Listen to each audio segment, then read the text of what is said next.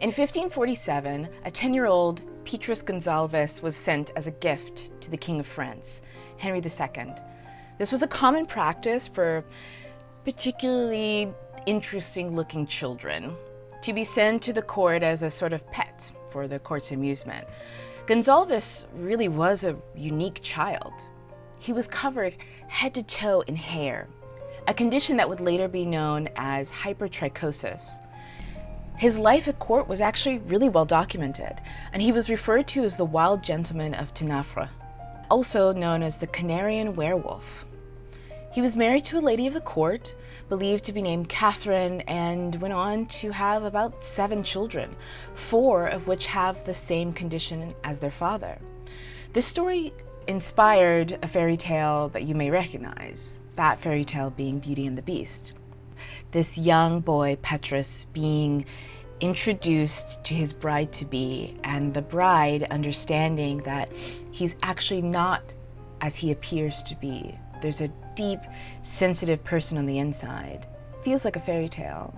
And it's kind of sort of what we'll be talking about in this video today.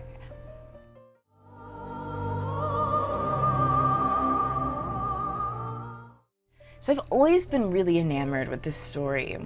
The idea of loving someone or being loved by someone that society may fear. The idea of loving monsters. I don't know if it started with me watching Beauty and the Beast as a kid, or if it started later on when I had a partner say to me that I was a monster in the shape of a girl.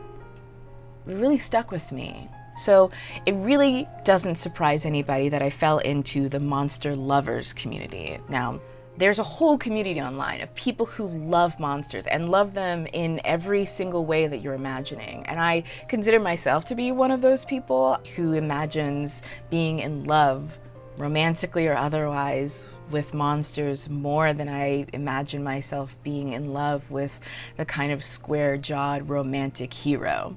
And the actual word for this is teratophilia. The prefix terato, which is defined as monster, also may be defined as the term for a human who has some sort of physical deformity.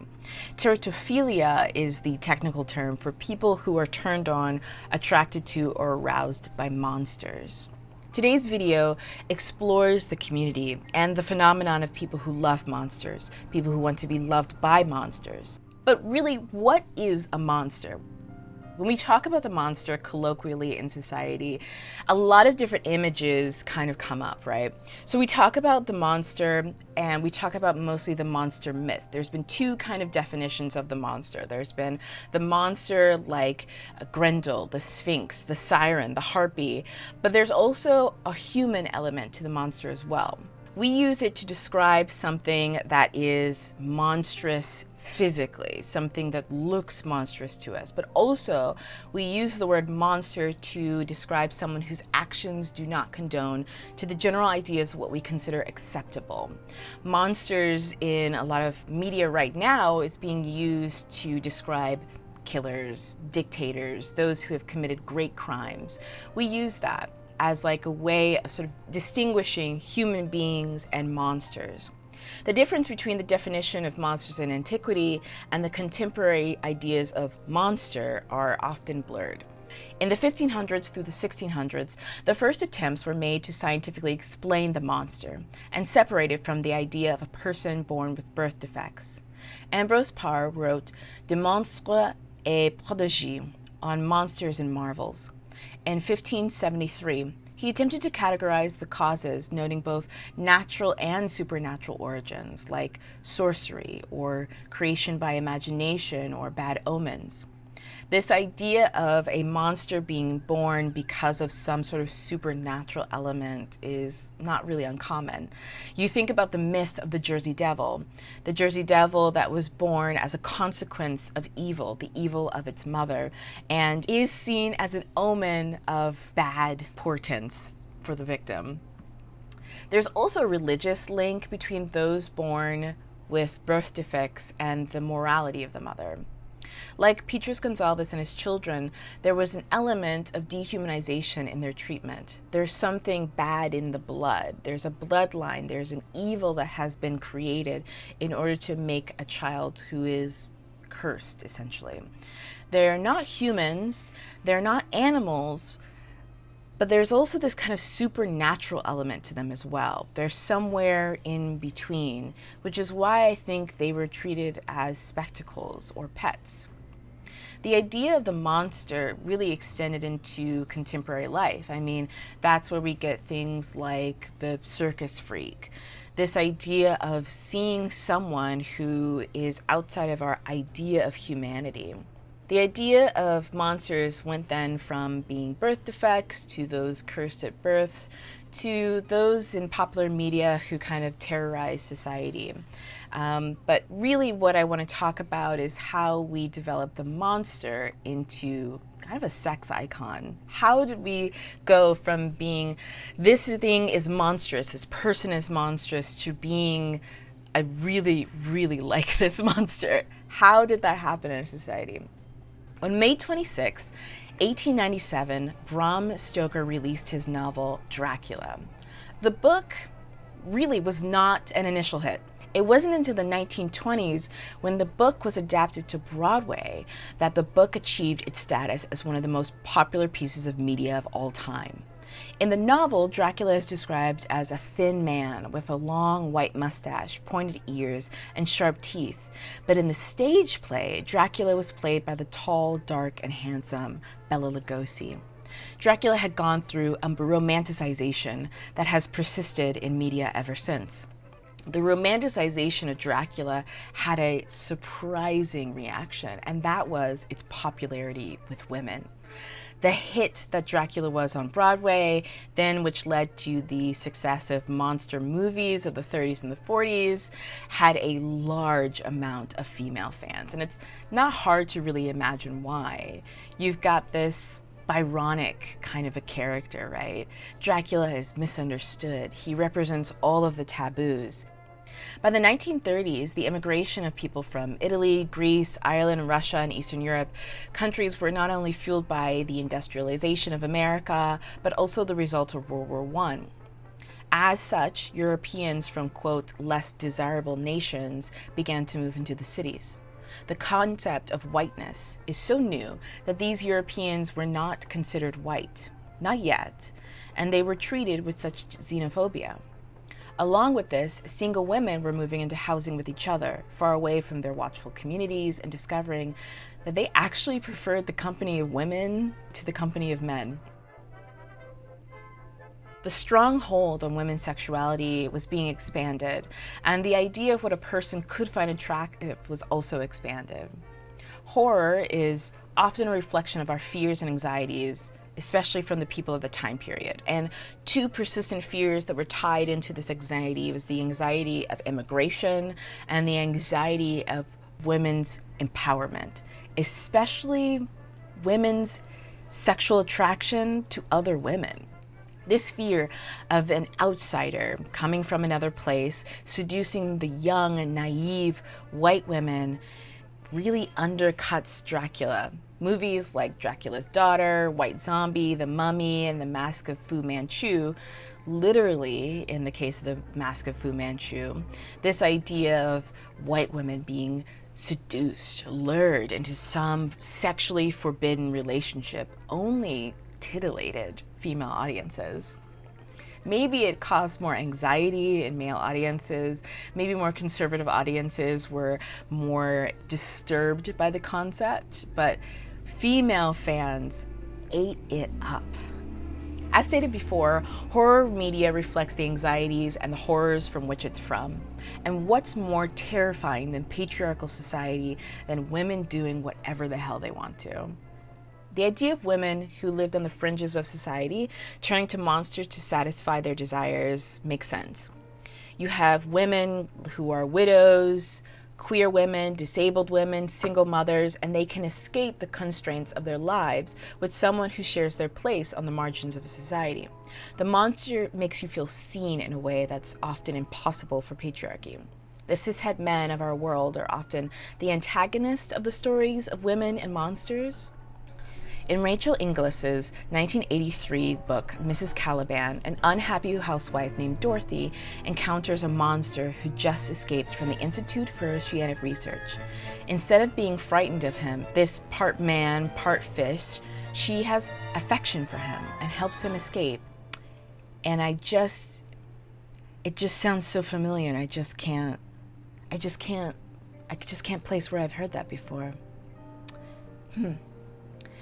Anyway, Dorothy is completely isolated from her home. Every single day, her husband returns from work, barely acknowledges her, and goes back to work in the morning. She longs for excitement or something to break up her routine. While the text is not entirely clear if Aquarius, the monster man, as he is called by the media, or Larry, as Dorothy calls him, is real or not, what's clear is the purpose of having a 7-foot-tall creature, not a man, not a child, but a monster, come into her life. He is the perfect man as juxtaposed between the other men in her life. He is attentive, he is thoughtful, he's a good lover, and he views the traditional patriarchal structure as strange and alien. If I were a housewife in a loveless marriage, this is exactly the kind of creature that I would imagine, something so completely foreign to the world that I know. He's unlike every man, every person, everything that I've ever known, and is able to escape the monotony of the heteropatriarchal lifestyle. It's a fantasy. It's a full-blown fantasy. This idea of the monster helping you to escape the constraints of life, the constraints of heteropatriarchy, because this creature is so outside of those things. He's not a great man. He's not a child that comes into your life that fixes everything. He's a complete breaking and altering with what you've ever known. Why is it so romantic to love somebody who really is a monster? And can you ever really have a happily ever after for a monster? The Fly is another movie that I think kind of fits into this canon. It's another movie that really fits into this tragic love story, right? The monster and the human can never really be together. They don't belong to the same worlds. So up to now, I've talked about monsters as an alternative to men. So when we talk about The Fly, we're talking about monster-loving media where actually the monster is a metaphor for men. So often in monster-loving movies and books, the monster is a stand-in for cishet male partners. While there is a lot of monster-loving media with some women as the monster, it's more focused on like monster cooch than it is monster personality. In The Fly, the relationship between Seth Brundle and Ronnie Quaife is pushed to its tragic end when Seth has a scientific experiment that combines his DNA with that of a fly, turning him into a mutated, disgusting monster.